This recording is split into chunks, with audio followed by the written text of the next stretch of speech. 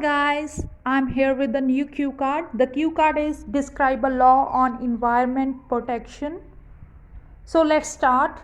The main job of environmental law is to protect human or animal health and environment. So जो environmental laws ने उन्हां दा main role की हुंदा कि humans ਨੂੰ animals ਨੂੰ safe ਰੱਖਣਾ and environment ਨੂੰ safe ਰੱਖਣਾ, ਉਹਨਾਂ ਨੂੰ protect ਰੱਖਣਾ. So few years back, Indian government enacted one such law. Enacted means made. So कुछ ਕੁ ਸਾਲ ਪਹਿਲਾਂ ਇੰਡੀਅਨ ਗਵਰਨਮੈਂਟ ਨੇ ਇੱਕ ਇਹੋ ਜਿਹਾ ਲਾਅ ਬਣਾਇਆ ਸੀ, ਇਨੈਕਟ ਕੀਤਾ ਸੀ. This law is about banning the burning of crop residues such as wheat and paddy straw. ਕਣਕ ਜਾਂ ਝੋਨਾ ਵੱਢਣ ਤੋਂ ਬਾਅਦ ਜੋ ਖੇਤ ਨੂੰ ਅੱਗ ਲਾ ਦਿੱਤੀ ਜਾਂਦੀ ਸੀ, ਮਤਲਬ ਜੋ ਪਰਾਲੀ ਹੁੰਦੀ ਆ, ਸ਼ਾਇਦ ਜਿਹੜੇ ਰੂਰਲ ਏਰੀਆਜ਼ ਦੇ ਵਿੱਚ ਰਹਿੰਦੇ ਨੇ ਉਹਨਾਂ ਨੂੰ ਤਾਂ ਪਤਾ ਹੋਊਗਾ, ਜੋ ਪਰਾਲੀ ਨੂੰ ਅੱਗ ਲਾ ਦਿੱਤੀ ਜਾਂਦੀ ਸੀ, ਇਹ ਲਾਅ ਤਾਂ ਬਣਾਇਆ ਗਿਆ ਸੀ ਕਿ ਉਹ 'ਤੇ ਬੈਨ ਕਰ ਸਕੀਏ. ਇਹ ਲਾਅ ਉਹ ਚੀਜ਼ ਨੂੰ ਬੈਨ ਕਰਨ ਲਈ ਬਣਾਇਆ ਗਿਆ ਸੀ. This law is about banning the burning of crop residues. Crop residues ਮਤਲਬ ਜਦੋਂ ਕਣਕ ਵੱਢੀ ਜਾਂਦੀ ਹੈ ਜਾਂ ਝੋਨਾ ਵੱਢਿਆ ਜਾਂਦਾ, ਜਿਹੜੀ ਆਪਣਾ ਜੋ ਵੀ ਵੇਸਟੇਜ ਬਚ ਜਾਂਦੀ ਹੈ ਉਹਨੂੰ ਅੱਗ ਲਾ ਦਿੱਤੀ ਜਾਂਦੀ ਹੈ, ਤਾਂ ਉਹਦੇ ਉੱਪਰ ਬੈਨ ਲਾਇਆ ਗਿਆ ਸੀ. ਕਿਉਂ ਬੈਨ ਲਾਇਆ ਗਿਆ ਸੀ? Owing to the increased population in Delhi, this law was made so that the air quality may improve. ਇਹ ਲਾਅ ਮੇਨਲੀ ਤਾਂ ਲਾਇਆ ਗਿਆ ਸੀ ਕਿਉਂਕਿ ਦਿੱਲੀ ਦੇ ਵਿੱਚ ਪਹਿਲਾਂ ਹੀ ਬਹੁਤ ਬੁਰਾ ਹਾਲ ਸੀ, ਏਅਰ ਪੋਲਿਊਸ਼ਨ ਉੱਥੇ ਪਹਿਲਾਂ ਹੀ ਜ਼ਿਆਦਾ, ਕਿਉਂਕਿ ਉੱਥੇ ਜੋ ਪੋਪੂਲੇਸ਼ਨ ਆ ਉਹ ਵੀ ਕਾਫੀ ਹੱਦ ਤੱਕ ਦੂਸਰੇ ਏਰੀਅਸ ਨਾਲੋਂ ਜ਼ਿਆਦਾ, ਤਾਂ ਕਰਕੇ ਉਹਨੂੰ ਧਿਆਨ ਦੇ ਵਿੱਚ ਰੱਖਦੇ ਹੋਏ ਇਹ ਲਾਅ ਬਣਾਇਆ ਗਿਆ ਸੀ ਕਿ ਪਰਾਲੀ ਨੂੰ ਅੱਗ ਨਹੀਂ ਲਾਈ ਜਾਊਗੀ. I came to know about this law from newspaper as it was published widely on every newspaper in the country. ਮੈਨੂੰ ਇਹ law ਬਾਰੇ ਨਿਊਜ਼ਪੇਪਰ ਤੋਂ ਪਤਾ ਲੱਗਿਆ ਸੀ ਕਿਉਂਕਿ ਇਹ ਵਾਈਡਲੀ ਹਰੇਕ ਨਿਊਜ਼ਪੇਪਰ ਦੇ ਉੱਪਰ ਇਹ ਖਬਰ ਆਈ ਸੀ, ਇਹ law ਬਾਰੇ ਦੱਸਿਆ ਗਿਆ ਸੀ. This law is beneficial to each and every citizen of India. ਇਹ ਹਰੇਕ ਲਈ ਬੈਨੀਫੀਸ਼ੀਅਲ ਆ ਇਹ ਜਿਹੜਾ law ਬਣਾਇਆ ਗਿਆ ਹੈ. Because protection of environment helps in keeping us hale and hearty.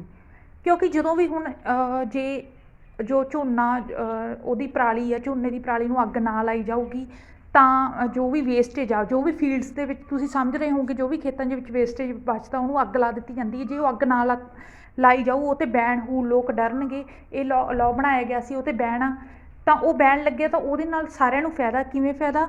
ਕਿ ਜੋ ਇਨਵਾਇਰਮੈਂਟ ਆ ਉਹ ਪ੍ਰੋਟੈਕਟ ਰਹੂਗਾ ਅਤੇ ਉਹਦੇ ਨਾਲ ਆਪਾਂ ਵੀ ਸੇਫ ਰਹਾਂਗੇ. ਕਿਵੇਂ? ਉਹਦੇ ਨਾਲ ਆਪਾਂ ਵੀ ਸਿਹਤਮੰਦ ਰਹਾਂਗੇ ਕਿ ਆਪਾਂ ਨੂੰ ਕੋਈ ਰੈਸਪੀਰੇਟਰੀ ਡਿਜ਼ੀਜ਼ਸ ਨਾ ਹੋਣਗੇ, ਲੰਗਸ ਪ੍ਰੋਬਲਮਸ ਨਾ ਹੋਣਗੀਆਂ. ਸੋ ਇਸ ਵਿੱਚ ਮੈਂ ਦੱਸਦਾ ਕਿ ਬਿਕੋਜ਼ ਵੀ ਇਹ ਲਾਅ ਤਾਂ ਸਾਰਿਆਂ ਲਈ ਬੈਨੀਫੀਸ਼ੀਅਲ ਆ ਕਿਉਂਕਿ ਜਿਹੜੀ ਇਨਵਾਇਰਮੈਂਟ ਦੀ ਪ੍ਰੋਟੈਕਸ਼ਨ ਆ ਉਹ ਆਪਾਂ ਨੂੰ ਸਾਰਿਆਂ ਨੂੰ it keeps us hale and hearty, means ਤੰਦਰੁਸਤ ਰੱਖਦੀ ਹੈ. Hale and hearty means fit and fine. Burning of crop residues emit harmful gases such as methane.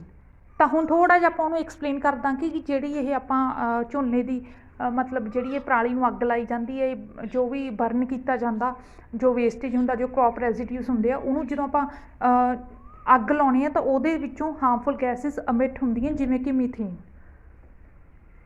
This gas is very toxic and deadly for the lungs. ਇਹ gas ਬਹੁਤ ਜ਼ਹਿਰੀਲੀ ਹੁੰਦੀ ਹੈ ਅਤੇ deadly ਮਤਲਬ ਫੈਟਲ, ਮਤਲਬ ਜਾਨਲੇਵਾ ਹੁੰਦੀ ਆ, ਅਤੇ ਲੰਗਸ ਲਈ ਬਹੁਤ ਖਤਰਨਾਕ ਆ, ਆਪਣੇ ਫੇਫੜਿਆਂ ਲਈ ਬਹੁਤ ਖਤਰਨਾਕ ਆ. So this law is very helpful for cleaning the air quality.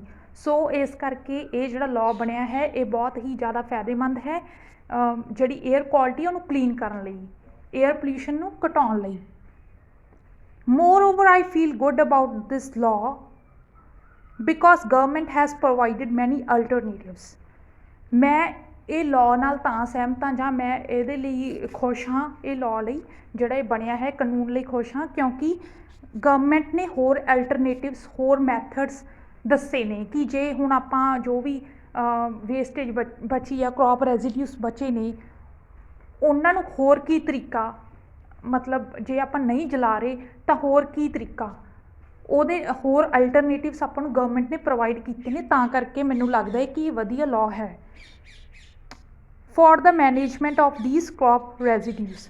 मैं ये लॉ ਲਈ खुश हाँ क्योंकि गवर्नमेंट ने अल्टरनेटिव्स प्रोवाइड किए ने।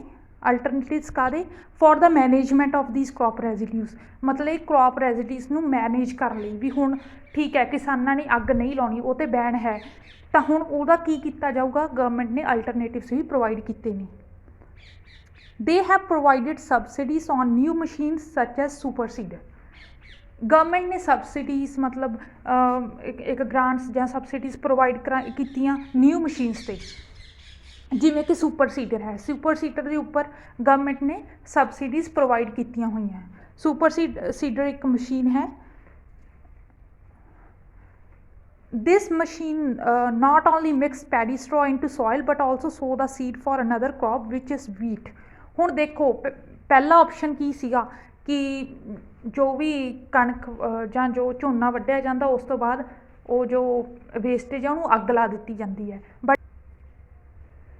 ਬਟ ਹੁਣ ਗਵਰਨਮੈਂਟ ਨੇ ਆਪਾਂ ਨੂੰ ਅਲਟਰਨੇਟਿਵ ਕੀ ਦਿੱਤਾ, ਸੁਪਰ ਸੀਡਰ। ਤਾਂ ਹੁਣ ਉਸ ਦੀ ਬਜਾਏ ਕੀ ਹੁੰਦਾ, ਇਹ ਮਸ਼ੀਨ ਕੀ ਕਰਦੀ ਹੈ, ਉਹਨੂੰ ਵਾਹ ਦਿੰਦੀ ਹੈ। ਮਤਲਬ ਜੇ ਤੁਹਾਨੂੰ ਥੋੜ੍ਹੀ ਬਹੁਤ ਨੌਲੇਜ ਹੋਵੇ ਤਾਂ ਉਹਨੂੰ ਇੱਕ ਤਰ੍ਹਾਂ ਜੋ ਪੈਡੀ ਸਟਰॉ ਬਚਿਆ ਹੁੰਦਾ, ਜੋ ਵੀ क्रॉप ਰੈਜ਼ੀਡਿਊ ਬਚਿਆ ਹੁੰਦਾ, ਵੇਸਟੇਜ ਬਚੀ ਹੁੰਦੀ ਆ, ਬਜਾਏ ਕਿ ਅੱਗ ਲਾਉਣ ਨਾਲੋਂ ਉਹ ਜ਼ਮੀਨ ਦੇ ਵਿੱਚ ਹੀ, ਸੋਇਲ ਦੇ ਵਿੱਚ ਹੀ ਮਤਲਬ ਮਿਕਸ ਹੋ ਜਾਂਦਾ। ਜੋ ਵੀ क्रॉप ਵੇਸਟੇਜ ਹੁੰਦਾ ਇਹ ਮਸ਼ੀਨ ਦੀ ਹੈਲਪ ਨਾਲ ਉਹ ਸੋਇਲ ਦੇ ਵਿੱਚ ਮਿਕਸ ਹੋ ਜਾਂਦਾ। ਇਹ ਨਾ ਉਹਨੂੰ ਜਿਹੜਾ ਵੇਸਟੇਜ ਉਹਨੂੰ ਮਿਕਸ ਹੀ ਨਹੀਂ ਕਰਦਾ ਸੋਇਲ ਦੇ ਵਿੱਚ, ਸਗੋਂ ਜਿਹੜੀ ਹੋਰ ਵੀ ਮਤਲਬ ਜਿਵੇਂ ਹੁਣ ਅਗਲੀ ਵਾਰ ਲਈ ਅਗਲੇ ਸੀਜ਼ਨ ਲਈ ਜੋ ਵੀ क्रॉप ਉਗਾਉਣਾ ਹੁੰਦਾ ਉਹ ਵੀ ਉਗਾ ਦਿੰਦਾ। ਇਹ ਦੋ ਕੰਮ ਕਰਦਾ, ਸੁਪਰ ਸੀਡਰ ਮਸ਼ੀਨ ਦੋ ਕੰਮ ਕਰੂਗੀ। ਇੱਕ ਤਾਂ ਜੋ क्रॉप ਵੇਸਟੇਜ ਆ ਉਹਨੂੰ ਸੋਇਲ ਦੇ ਵਿੱਚ ਮਿਕਸ ਹੀ ਕਰ ਦੂਗੀ, ਅੱਗ ਲਾਉਣ ਦੀ ਲੋੜ ਨਹੀਂ ਪੈਣੀ। ਦੂਸਰਾ ਜਿਹੜਾ ਕੋਈ ਵੀ ਸੀਡ ਆ ਮਤਲਬ ਸੋ ਦਾ ਸੀਡ ਮਤਲਬ ਜੋ ਵੀ ਅਗਲੇ क्रॉप ਲਈ ਜੋ ਬੀਜ ਆ ਉਹ ਵੀ ਨਾਲ ਨਾਲ ਬੀਜ ਦਿੰਦੀ ਹੈ। ਇਹਦੇ ਦੋ ਕੰਮ ਨੇ। Individuals also abide by this law and have stopped the illegal practice of burning the fields in the recent years। ਤੇ ਇੰਡੀਵਿਜੂਅਲਸ ਨੇ ਵੀ ਸਾਥ ਦਿੱਤਾ ਹੈ ਗਵਰਨਮੈਂਟ ਦਾ ਤੇ also abide by this law ਮਤਲਬ ਉਹ ਵੀ ਇੰਡੀਵਿਜੂਅਲਸ ਨੇ ਵੀ ਇਹ ਲਾਅ ਨੂੰ, ਇਹ ਕਾਨੂੰਨ ਨੂੰ ਫੋਲੋ ਕੀਤਾ ਹੈ ਤੇ ਉਹਨਾਂ ਨੇ ਇਹ ਜਿਹੜੀ ਮਤਲਬ ਖੇਤਾਂ ਨੂੰ ਬਾਅਦ 'ਚ ਅੱਗ ਲਾਉਣ ਵਾਲੀ ਮਤਲਬ ਪ੍ਰੈਕਟਿਸ ਬੰਦ ਕਰ ਦਿੱਤੀ ਹੈ ਪਿਛਲੇ ਕੁਛ ਕੁ ਸਾਲਾਂ 'ਚ। ਹਾਂਜੀ ਗਾਇਸ, ਹੋਪ ਸੋ ਤੁਹਾਨੂੰ ਇਹ ਮੇਰਾ ਕਿਊ ਕਾਰਡ ਵਧੀਆ ਲੱਗਿਆ ਹੋਊਗਾ। Don't forget to subscribe my channel for more videos. Thank you.